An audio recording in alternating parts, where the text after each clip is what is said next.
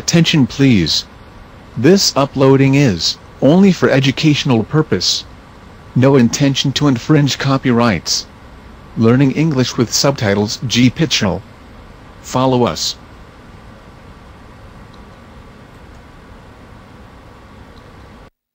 With attitude. Oh, are you threatening me already? And a bit of a weight issue. Nice little chunky lady. Yes. She's not skinny. You're not skinny, missus. Baby orangs Rika and Bulu Mata discover the ups and downs of life in the nursery. They find each other hilarious, so they spend their days doing this, playing around. And after some home renovations at one of the chimp enclosures, it's young Thelma who leads the way. Monkey life, audio described by Kieran McLaughlin. Shots of various primates, chimps, lemurs, gibbons and orangutans. Monkey World in Dorset, buried deep in the English countryside, is the largest sanctuary of its kind on the planet. The team, led by Dr. Alison Cronin, rescue and rehabilitate abused and unwanted primates from all over the world. They're all going to have a chance to live proper lives again. Perfect. The park provides a home for more than 250 monkeys and apes from 20 different species. Shots of an orangutan, a woolly monkey and a chimp all hanging in mid-air. Then traffic on a motorway. Today, park director Alison is heading north to Grimsby to rescue a marmoset, a small species of monkey the park is regularly asked to rehome. This time, it's a black-tufted female called Ruby.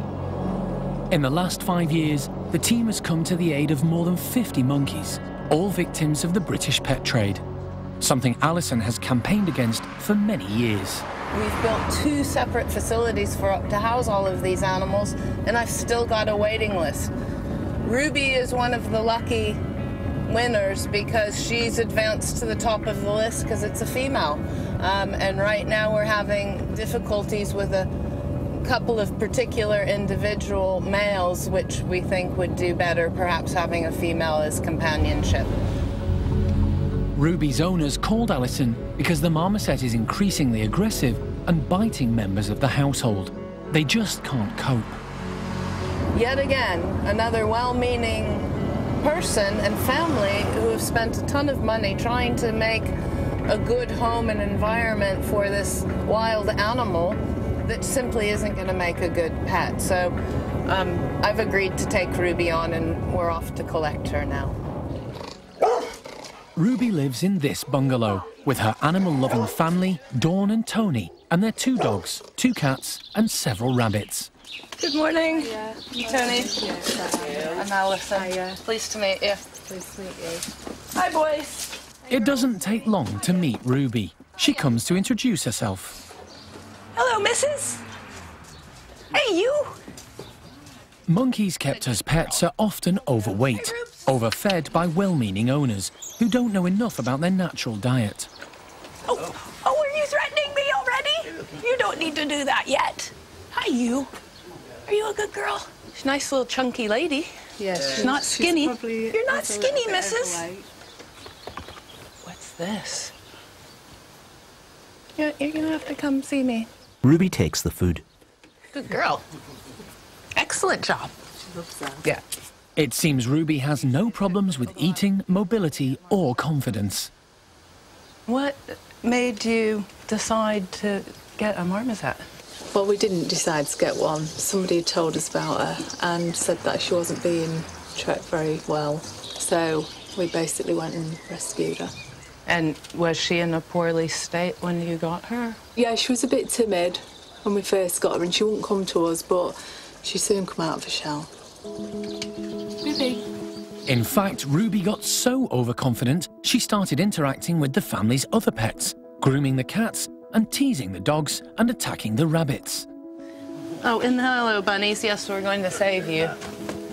In theory, Ruby lives in this parrot cage, but the door is always open.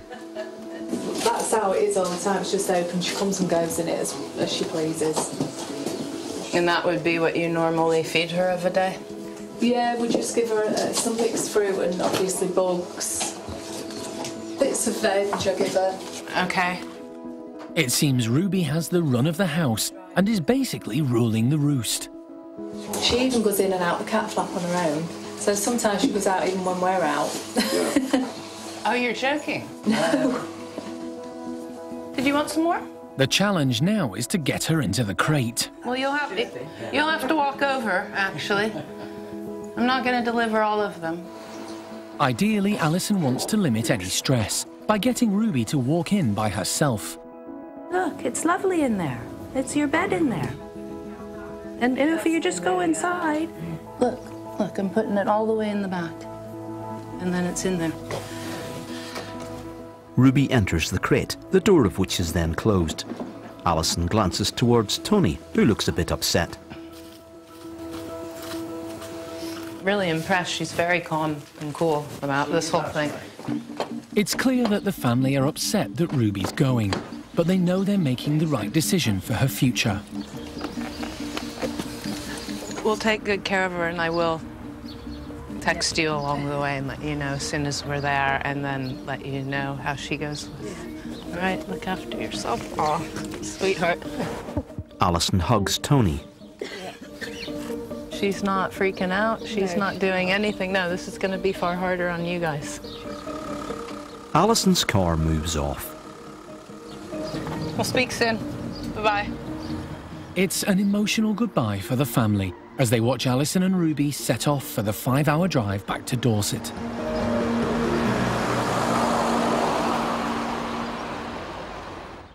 An aerial view of Monkey World. With Alison and Ruby on their way back to Monkey World, Steph from the primate care team is preparing a bedroom for the new arrival. It's always interesting for us when we get an animal like this into the park.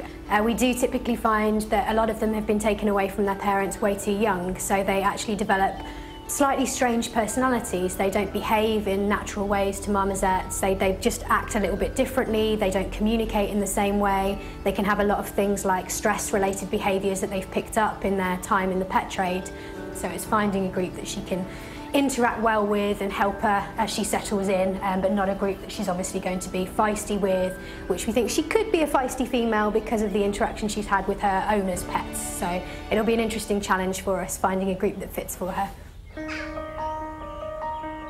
Last year, the park opened the new marmoset complex with 14 bedrooms to try and cope with the influx of pet trade victims. A marmoset dips its head into a feeder. Some were rescued from appalling conditions, others because the owners couldn't cope. So each new arrival comes with its own set of issues. It's like playing a game of marmoset Tetris. It's kind of like who fits in with who.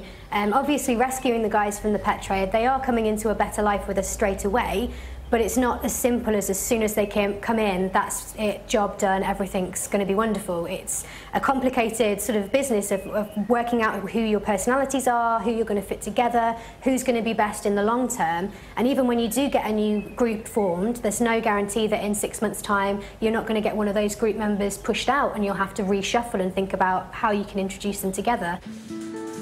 Alison has reported back about Ruby's keen appetite, and the team are poised with the marmoset weighing scales. Ruby's sort of an average, good-sized marmoset. She should be around the sort of 400 mark. If she's a bit on the chubby side, she'll be closer to 500s, and then we'll have to look at her weight when she comes in. We'll weigh her when she does come in.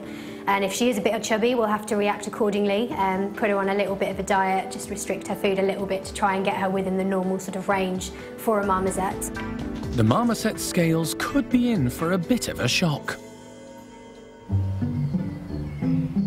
There's another group of primates who've had a weight problem in the past, but life is now blossoming for the residents at the Stumpy House, and they're about to get a special, lightweight treat. The stump-tailed macaques are known affectionately as the ugly monkeys, and today, Nicola from the primate care team has brought beautiful camellia flowers and apple blossom for their breakfast. It's been placed on the climbing frames. There are 9 members of the group, but low-ranking Flo, one of the females, doesn't often get a look in when they all emerge together, so she's let out first. She snacks on Blossom. Flo arrived last year from a rescue centre in Munich. She's still finding her feet, so to make sure she gets enough, she gets a bit of a head start. The other macaques exit the covered enclosure. While Flo tries to work out if she prefers the white or the pink blossoms best, the other 8 stumpies head out to see what they've been missing. They check out the piles of blossom. Sam, the leader of the group, isn't overly impressed with the colourful breakfast. He sniffs the blossom, then discards it. But Charlie is delighted. It seems she has a taste for apple blossom. She detaches the pink petals and chomps on them. While the rest of the group gets stuck in, Flo backs off and bides her time. She sits alone on the edge of the climbing frame. Jonathan is another low ranker. He tucks in before Noreen moves in and takes over his stash of blossoms. With everyone else enjoying the delicacy, Sam opts to give it another try, and this time decides the apple blossom tickles his taste buds. 2 macaques sit side by side. Miriam's happy to have Charlie's leftovers. While Sam, having now approved the white flowers, examines the pink camellias. 1 sniff, and they're ejected. But Sylvie and Charlie both rate this morning's breakfast as a gourmet meal worth fighting over. Top female Kelly, with Noreen as backup, wades in to sort it out. But the squabbling pair aren't giving up easily. Meanwhile, the tasty treat has put Maureen in a good mood, with Flo the beneficiary of a quiet grooming session. Heavy rain falls on the climbing frame. But it only takes a rumble of thunder and a summer rain shower for the stumpies to forget breakfast and head back indoors. Only Flo stays outside, taking shelter and keeping an eye on the rest of that breakfast. Once the rain stops, there'll be a chance of second helpings. It's worth the wait. As the rain continues to fall, Flo sits patiently in a tunnel. End of part 1.